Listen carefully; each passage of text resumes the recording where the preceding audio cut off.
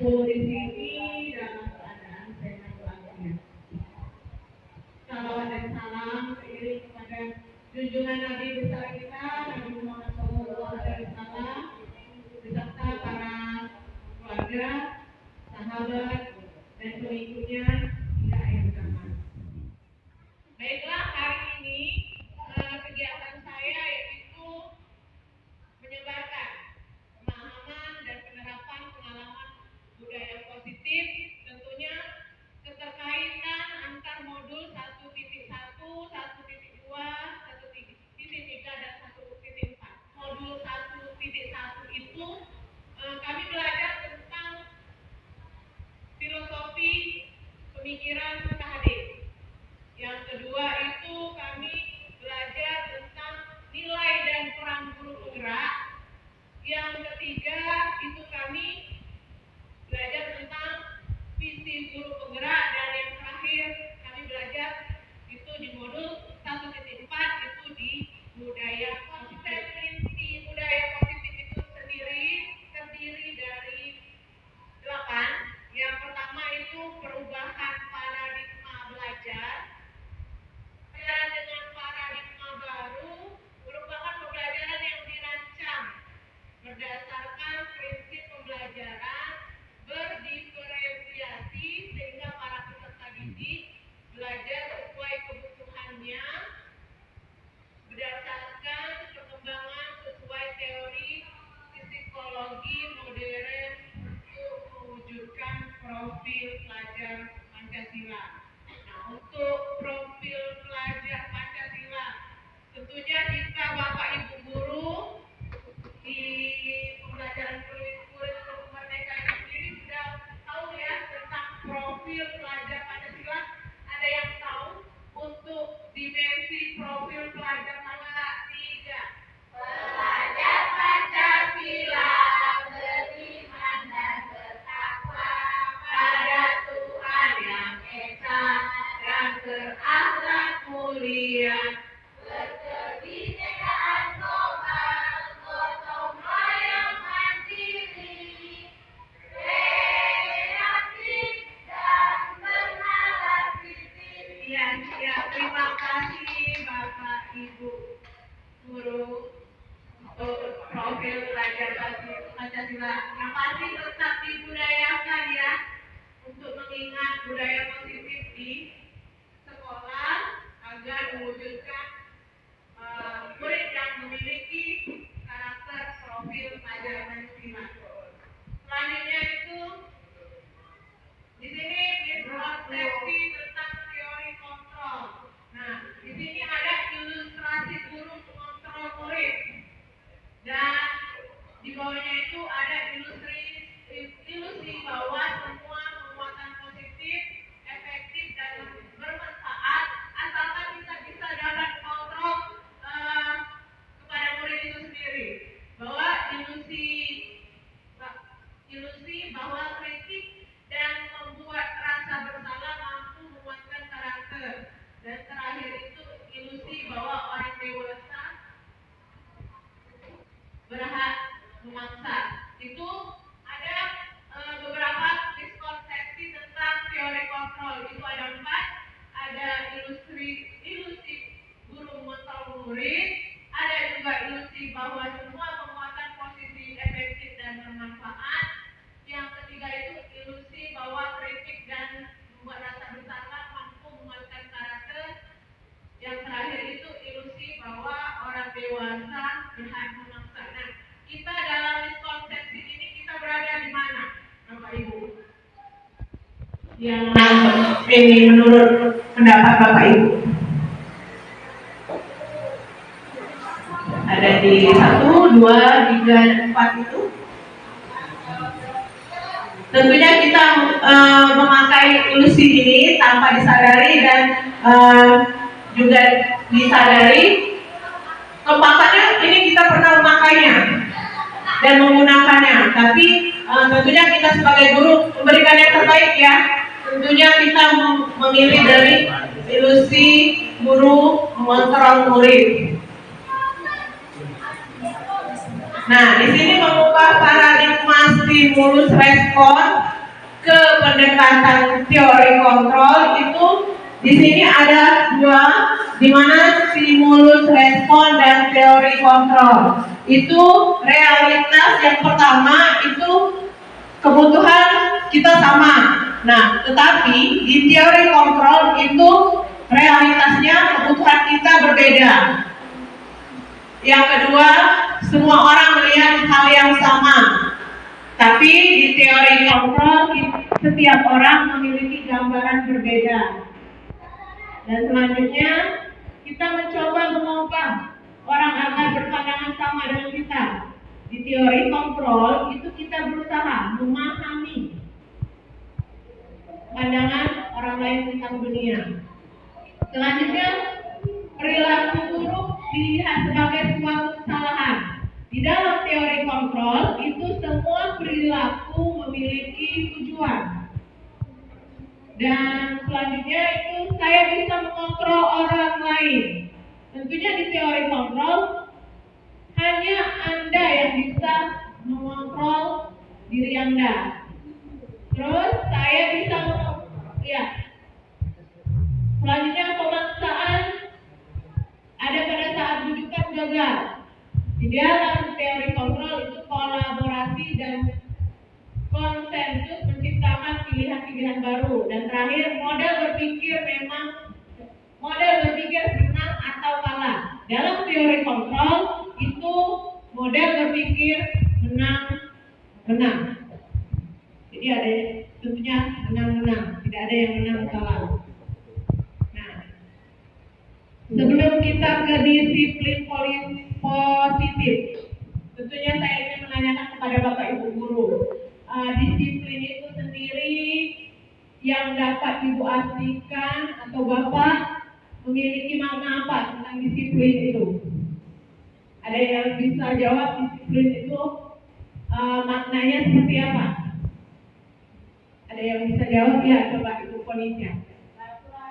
Peraturan, tata tertib. Untuk yang bapak-bapak ini tadi sudah Ibu apa? Kalau untuk disiplin itu sendiri? Kebiasaan. Jadi di sini kita bisa dapat kita pahami, yaitu disiplin itu yang pertama berasal dari kata disiplina, yang artinya belajar.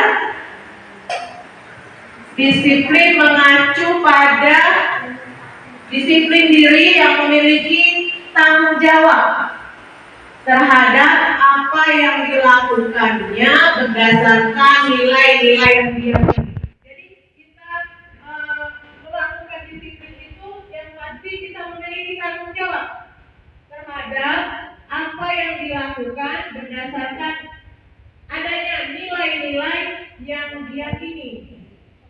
Dan disiplin positif itu merupakan salah satu cara penerapan disiplin positif yang bertujuan, tentunya ada tujuan untuk menemukan kesadaran serta memberdayakan peserta didik tanpa imbalan, penghargaan atau reward, dan juga ancaman, tentunya juga hukuman. Nah, sebagai pendidik pasti memiliki dulu disiplin diri sehingga mereka berperilaku mengacu pada nilai-nilai kebijakan universal itu sendiri. Nah, nilai-nilai kebajikan yang kita bahas tadi terdiri dari nilai yang disepakati bersama, lepas dari suku bangsa, agama, bahasa, maupun latar belakangnya. Contoh nilai kebajikan institusi atau organisasi. Di sini ada profil pelajar Pancasila, PP itu Primary Years Program, terus keterampilan hidup. Nah, di sini tentunya profil pelajar Pancasila sendiri itu yang sudah kita sambil kita nyanyikan tadi, dan di nilai Ibu Primary Years program itu ada toleransi, rasa hormat, integritas, mandiri, menghargai, antusias, empati, keingintahuan, kreativitas, kerjasama, dan percaya diri. Dan untuk keterampilan hidup itu sendiri dapat dipercaya, lurus hati, pendengar yang aktif, tidak merendahkan orang lain, dan memberikan yang terbaik dari diri. Itu untuk nilai-nilai kebajikan. Nah, kebutuhan dasar manusia. Kebutuhan dasar manusia itu di sini adalah segala sesuatu yang kita lakukan untuk mendapatkan apa yang kita inginkan.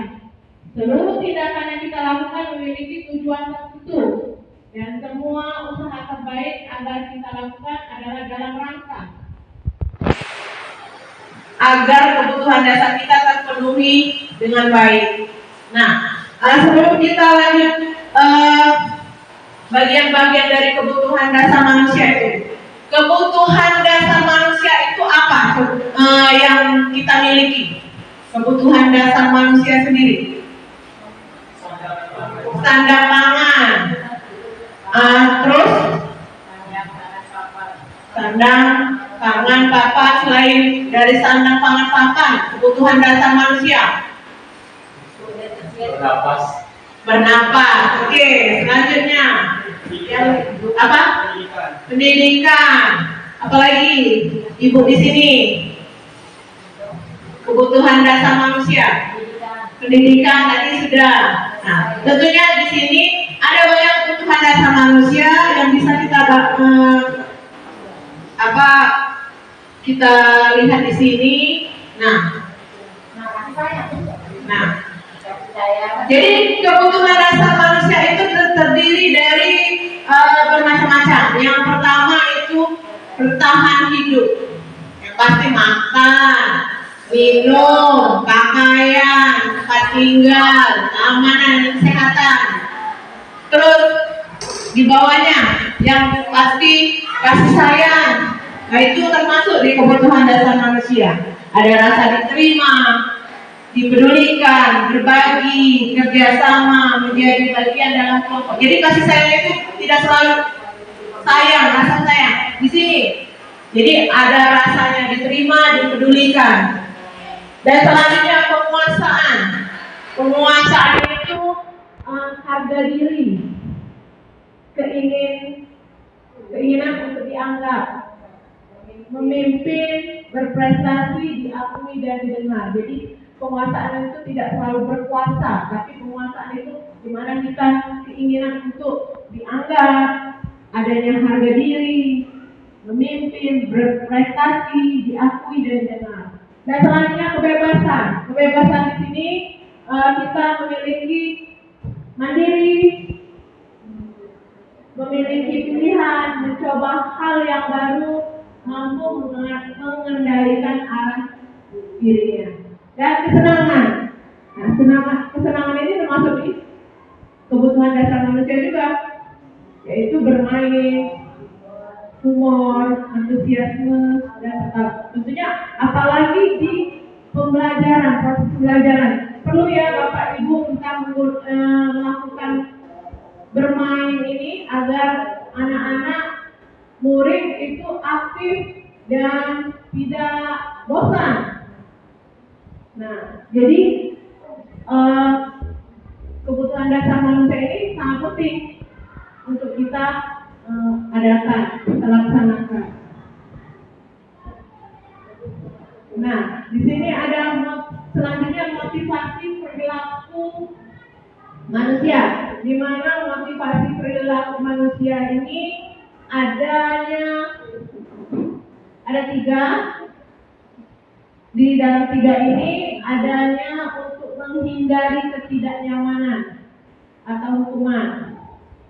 Selanjutnya itu untuk mendapatkan imbalan dan penghargaan dari orang lain. Ini motivasinya termasuk ekstrinsi dari luar. Jadi dia menghindari ketidaknyamanan dan adanya juga mendapatkan imbalan. Berarti imbalan kan itu dari orang lain, dari luar. Nah, untuk yang dari dalam itu kita ingin menjadi orang yang mereka inginkan dan menghargai diri sendiri dengan nilai-nilai yang mereka percaya. Itu di dalam diri sendiri. Nah, di sini ada hukuman, konsekuensi, dan restitusi. Nah, di antara ketiga ini adanya perbedaan, di mana hukuman itu di sini tidak terencana atau dilakukan secara tiba-tiba. Yang pasti murid tidak tahu kalau misalnya di dalam pelajaran. Kedua, hukuman itu berupa juga itu ada fisik dan psikis. Dan untuk konsekuensi itu sendiri di sini terencana, disepakati sesuai peraturan. Murid tetap dibuat tidak nyaman, tapi walaupun itu masih di perbedaan dari hukuman masih di konsekuensi yang lebih baik. Dan sikap guru selalu memonitor murid. Dan restitusi itu sendiri itu proses menciptakan kondisi bagi murid untuk memperbaiki kesalahan dan proses kolaboratif yang mengajarkan murid untuk mencari solusi sendiri. Nah, itu di restitusi. Nah, posisi kontrol guru. Nah, di sini ada 5.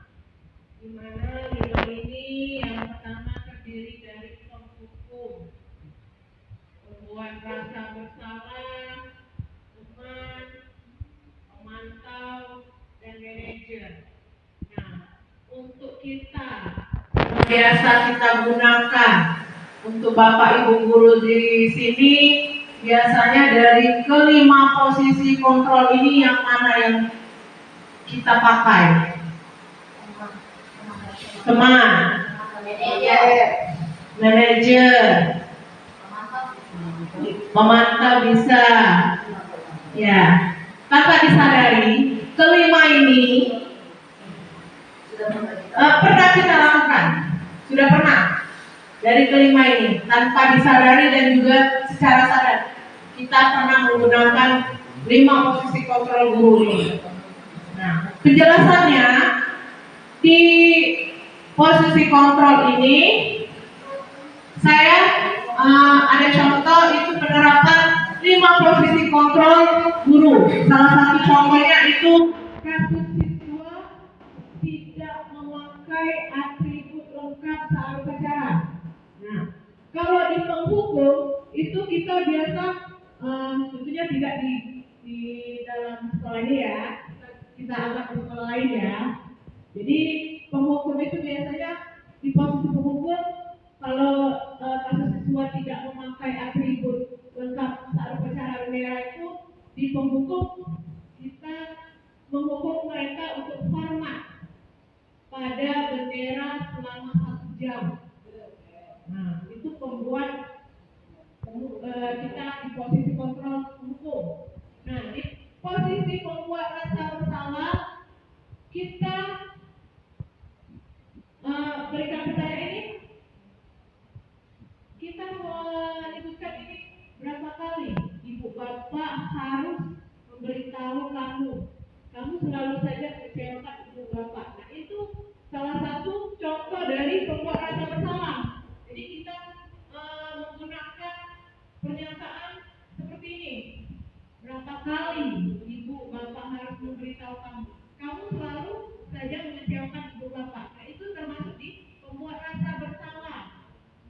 Nah, untuk yang di posisi kontrol teman, kita bisa gunakan dengan ayo dong ikut aturan sekolah. Tolong bantu ibu bapak ya kali ini ya sudah tidak apa-apa, lain kali jangan berbuat seperti ini. Nah, ini di posisi kontrol teman.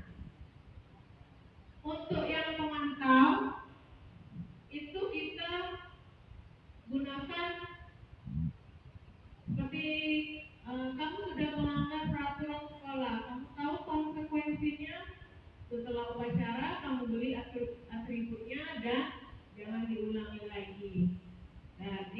posisi manajer itu bisa digunakan apakah kamu tahu kesalahan itu? Kira-kira bagaimana kamu memperbaiki kesalahan? Nah, itu salah satu contoh dari posisi kontrol dari guru. Jadi mungkin Bapak Ibu bisa gunakan yang terbaik kira-kira di posisi kontrol apa? Manager ya. Jadi kita bisa mengetahui dan memberitahu mereka untuk ingat di keyakinan yang sudah disepakati bersama.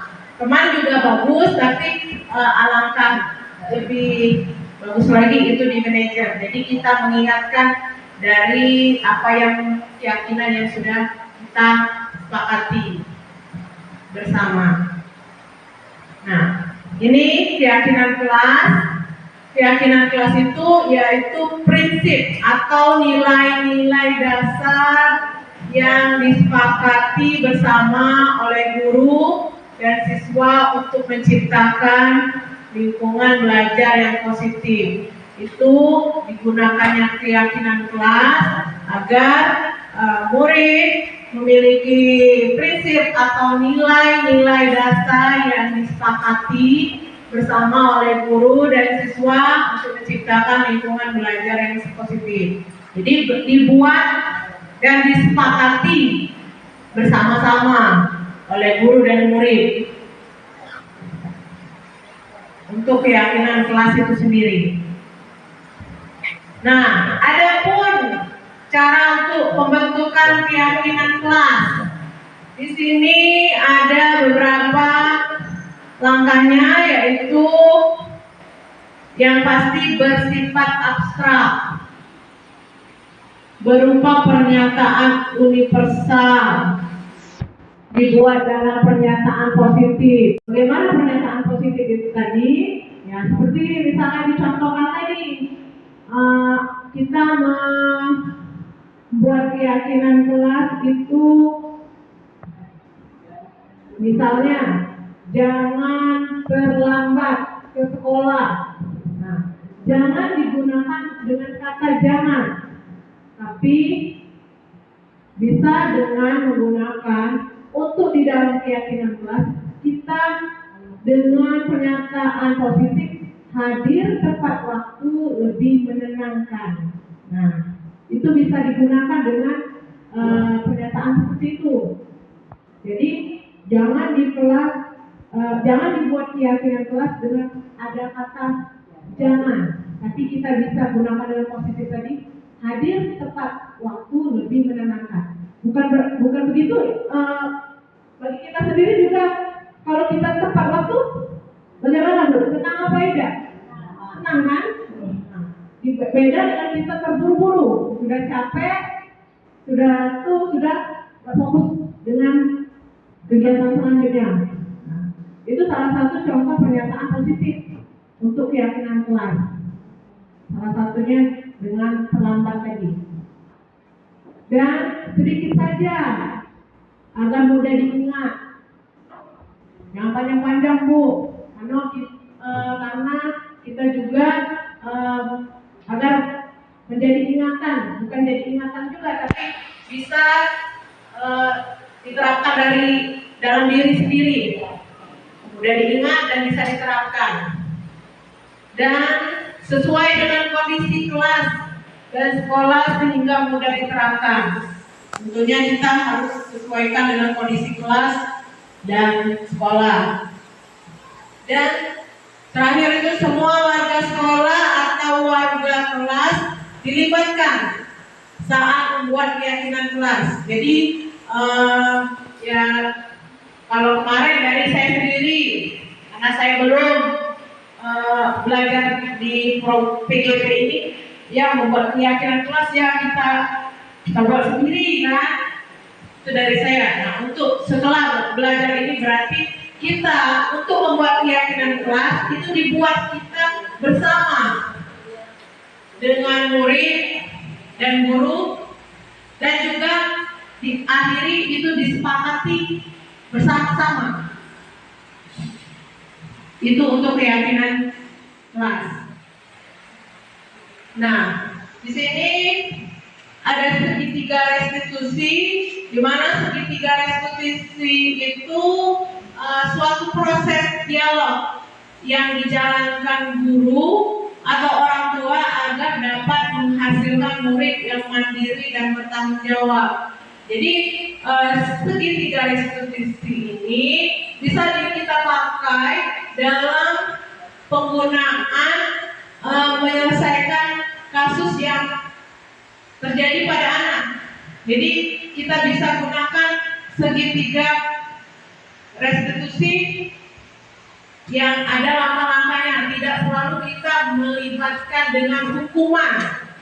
Jadi kita untuk menyelesaikan masalah yang ada pada murid itu bisa kita gunakan segitiga restitusi, di mana segitiga restitusi itu sendiri yang pertama itu menstabilkan identitas, yang kedua validitas tindakan yang salah, dan ketiga itu menanyakan keyakinan. Nah, menstabilkan identitas. Di sini menstabilkan identitas ini yaitu berdasarkan prinsip membuat kesalahan adalah bagian dari proses pembelajaran. Jadi untuk di dalam segitiga restitusi itu sendiri adanya menstabilkan identitas, yaitu masalah pada anak itu sendiri itu kita yang membuat kesalahan itu kita bahwa kita ambil merupakan bagian dari proses pembelajaran, di mana kita bisa gunakan kalimat yang kita sampaikan kepada murid, yaitu salah satunya yaitu kita bisa sampaikan kepada murid bahwa berbuat salah itu wajar karena kita manusia, kita bukan dewa ya, atau Tuhan yang maha benar. Kita sebagai manusia tidak ada manusia yang sempurna, dan bisa kita gunakan ibu bapak tidak mau mencari siapa yang salah, tetapi bapak ibu ingin mencari solusi dari permasalahan. Dan juga bisa digunakan kamu berhak merasa begitu. Itu untuk menstabilkan identitas. Jadi kita gunakan bukan langsung kamu kenapa? Nah, hukuman kamu berdiri depan. Yang pertama kita lakukan yaitu menstabilkan identitas. Kita bisa gunakan tadi dengan kalimat-kalimat berbuat salah itu wajar, tidak ada manusia yang benar. Tapi bisa juga kalau misalnya ini ya, bisa digunakan yang itu, ibu bapak tidak mau mencari siapa yang salah, tapi di sini kita ingin mencari solusi. Nah, di validasi tindakan yang salah itu selanjutnya berdasarkan prinsip setiap perilaku berupaya memenuhi suatu kebutuhan tertentu, di mana kita ingin mencari solusi. Nah, di validasi tindakan yang salah itu selanjutnya berdasarkan prinsip setiap perilaku berupaya memenuhi suatu kebutuhan tertentu, di mana validasi tindakan salah kita bisa gunakan itu ada beberapa pernyataan atau kalimat bisa kita gunakan di sini. Bisa kamu pasti punya alasan mengapa melakukan hal itu. Jadi kita tanya alasan. Bisa juga padahal kamu bisa melakukan yang lebih buruk dari ini. Kamu patut bangga karena telah melindungi sesuatu yang penting buatmu. Kamu melakukannya karena mempertahankan sesuatu yang penting bagimu. Nah, Bisa umum dengan kita menggunakan yang di pertama tadi, kamu pasti punya alasan kamu melakukan hal itu untuk divalidasi tindakan yang salah. Selanjutnya menanyakan keyakinan. Di sini menanyakan keyakinan. Menanyakan keyakinan itu sendiri yaitu berdasarkan prinsip teori kontrol. Nah, kita gunakan teori kontrol yang dijelaskan tadi bahwa pada dasarnya kita termotivasi secara intrinsik. Nah, itu bisa kita gunakan pernyataannya atau kalimatnya itu apa keyakinan kelas kita, atau nilai-nilai apa yang telah disepakati bersama, dan juga selanjutnya seperti apa gambaran sebuah kelas yang ideal menurut kamu, dan terakhir kamu ingin menjadi orang yang seperti apa. Nah, ini di menanyakan keyakinan untuk langkah segitiga restitusi tadi. Nah, jadi ya, jadi Bapak Ibu guru, untuk selanjutnya kita ini kesimpulannya dari apa yang bisa lakukan untuk murid dalam hal ini, misalnya murid memiliki masalah atau kasus, kita tidak langsung dari posisi kontrol sebagai penghukum atau membuat rasa bersalah, tapi bisa kita gunakan tadi segitiga restitusi, di mana segitiga restitusi tadi adanya menstabilkan identitas, validasi tindakan yang salah, dan terakhir menanyakan keyakinan. Jadi tidak hanya kita sendiri yang dalam hal ini misalnya kita sendiri yang beruntung, tapi efeknya juga untuk efektivitas untuk murid itu sendiri. Jadi mengingatkan kepada anak itu tentang keyakinan kelas. Jadi bisa memotivasi pada diri anak itu sendiri, bisa menerapkan budaya positif dengan nilai-nilai kebajikan. Jadi tidak selalu kita yang di posisi teacher center, tapi di sini kita libatkan murid sebagai student center yang dimana mereka mendapatkan pembelajaran yang berpihak pada murid tadi, yang memiliki profil Pancasila, di mana bisa dalam masalah tadi, contohnya tidak selalu dengan di pembelajaran, dalam kasus mereka bisa mengatasi atau mencari solusi mereka yang sendiri. Jadi mereka tidak selalu yang menerima hukuman, tapi mereka bisa menyadari apa yang sudah keyakinan kelas yang telah dibuat dan bisa diterapkan dan bisa menjadikan anak itu sendiri memiliki budaya positif tanpa dari luar, tapi kesadaran diri sendiri. Itu.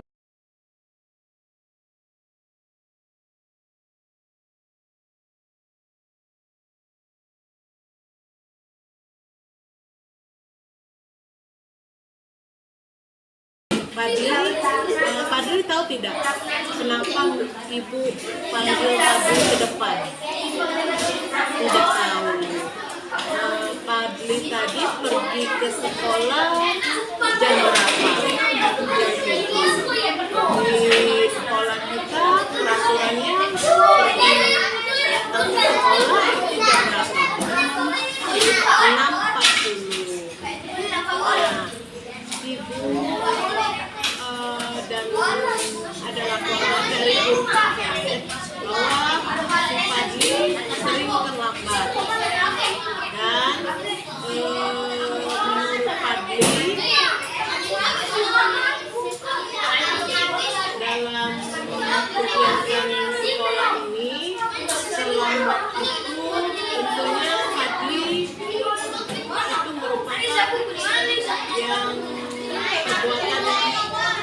baik karena tidak patuh. Dalam pasti ada alasannya Fadli terlambat datang ke sekolah. Kira-kira apa yang Fadli lakukan sehingga terlambat datang ke sekolah? Telat bangun itu semalam Fadli tidur jam berapa? Jam 12 malam. Apa yang dilakukan Fadli selama sampai jam 12 malam? Main HP. Fadli terlambat datang ke sekolah itu ada tidak di dalam keyakinan kelas kita? Terlambat datang ke sekolah ada tidak di keyakinan kelas yang kita buat dan kita sepakati? Tidak ada. Jadi terlambat datang ke sekolah itu merupakan perbuatan yang melanggar aturan. Untuk selanjutnya menurut Fadli di dalam keyakinan kelas apa yang harus kita lakukan? Hadir tepat waktu lebih menenangkan. Untuk kedepannya apa yang harus Fadli perbaiki agar tidak datang terlambat lagi ke sekolah? Tidak main HP di malam hari dan di larut malam. Jadi untuk Fadli bisa untuk selanjutnya tidak datang terlambat lagi bisa karena Fadli harus jalankan apa yang keyakinan kelas yang kita dengan tidak apa yang Fadli lakukan untuk kedepannya supaya tidak datang terlambat lagi, tidak main HP terlalu di larut malam. Bisa dilanjutkan, jadi tidak lagi mengulangi datang terlambat ke sekolah lagi. Terima kasih Fadli. Silakan.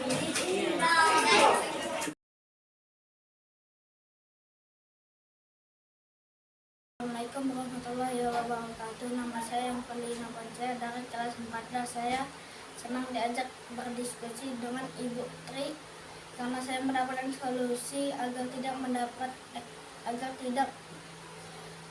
terlambat lagi ke sekolah dengan cara tidak bergadang dan memainkan HP sampai hingga malam. Dengan begitu tidak kesiangan dan datang tepat waktu ke sekolah.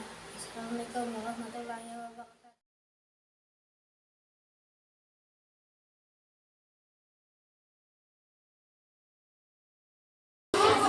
Damar, Ibu panggil Damar ke depan ini.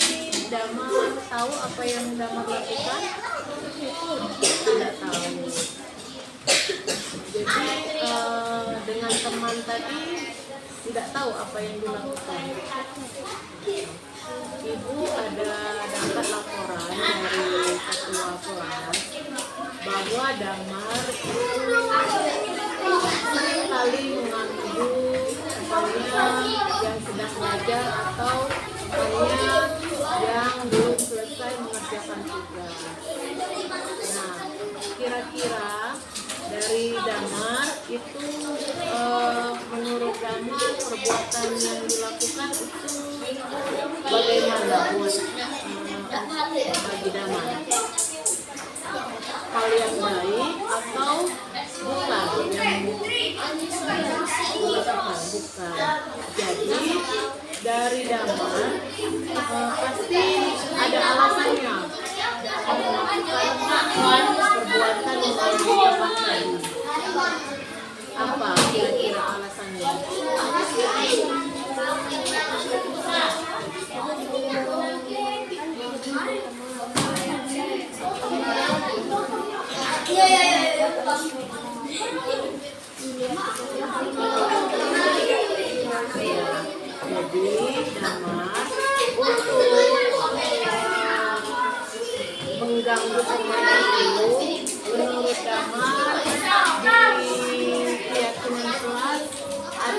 yang keyakinan kelas mengganggu kawan itu di keyakinan kelas. Ada apa ya kira-kira yang Damar lakukan di dalam keyakinan kelas itu yang Damar langgar?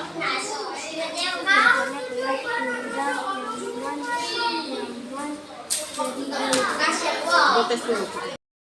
Bagi Damar, mengganggu teman itu termasuk di dalam keyakinan kelas yang kita buat dan kita sepakati tidak? Jadi bagi Damar, mengganggu teman itu perbuatan yang dilanggar atau tidak? Dilanggar. Nah, jadi yang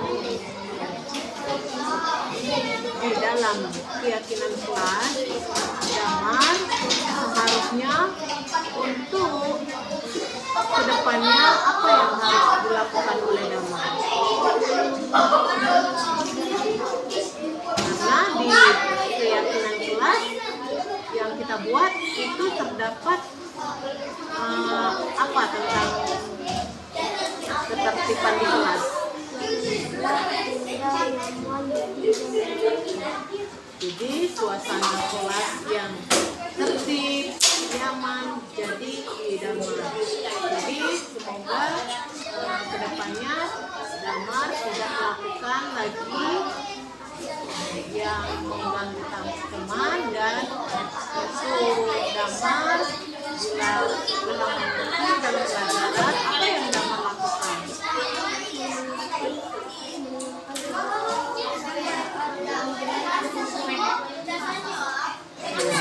Jadi untuk kedepannya apa yang harus Damar lakukan sesuai dengan keyakinan kelas yang kita buat?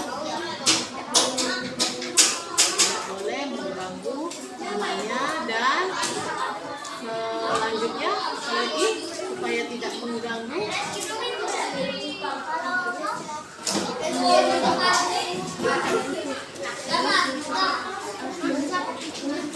mendengarkan apa yang dijelaskan oleh. Baik Damar, terima kasih. Jadi untuk selanjutnya Damar tetap menjalankan apa yang sudah keyakinan kelas yang kita buat dengan tidak mengganggu teman, karena suasana tertib, nyaman, aman di kelas menjadi Damar. Terima kasih Damar.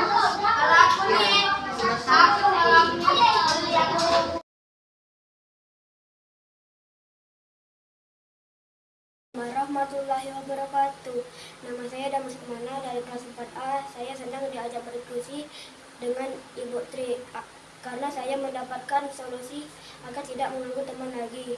Secara mendengarkan Ibu Tri saat memperjelaskan, saat memberi pelajaran sehingga mengerti dan tidak mengganggu teman lagi.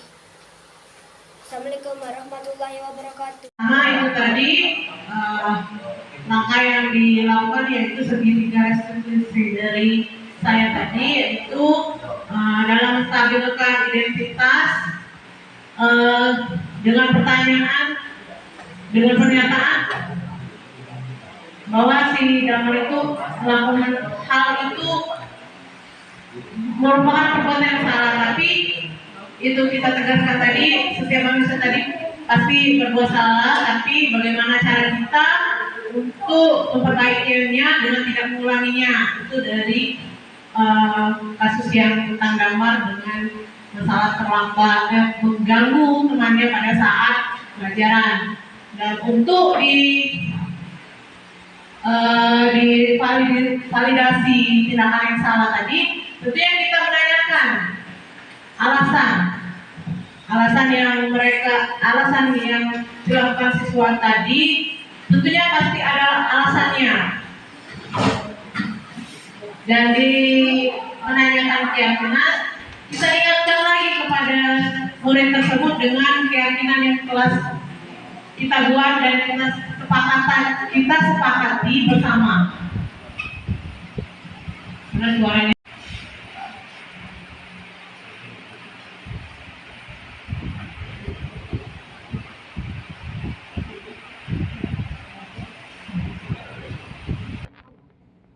Dari pemaparan saya tadi tentang disiplin penyebaran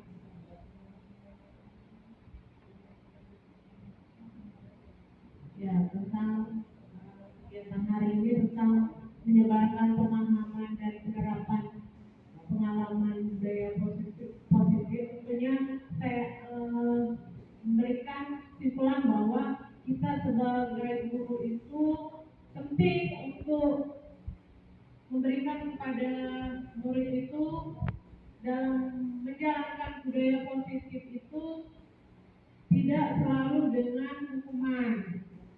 Kita bisa gunakan tadi dalam menangani kasus yang terjadi pada murid, kita bisa menggunakan di dalam pemaparan tadi bisa digunakan segitiga restitusi, di mana segitiga restitusi tadi yang pertama menstabilkan identitas, validasi, yang kedua validasi tindakan yang salah, yang ketiga menanyakan keyakinan. Guna menggunakan segitiga restitusi tadi berdampak efektif bagi tidak hanya sebelah pihak, tapi kedua belah pihak, di mana guru dan murid itu tidak dalam posisi untuk guru tidak di dalam posisi menghukum, tapi kita memberikan di posisi manajer kita menggunakan segitiga restitusi tadi, dan untuk murid itu sendiri mengingatkan pada siswa untuk meyakini dengan keyakinan kelas yang dibuat dan disepakati bersama. Jadi kedua belah pihak itu tadi mudah-mudahan efektif untuk dalam menangani kasus. Itu untuk penerapan pengalaman budaya positif. Dan demikian dari pemaparan saya. Terima kasih kepada Bapak Ibu Guru atas partisipasinya, kesediaannya. Mohon maaf kalau ada tidak laku yang kurang berkenan. Kepada Allah saya mohon ampun. Saya akhiri dengan wabillahi taufiq wal hidayah. Wassalamualaikum warahmatullahi wabarakatuh.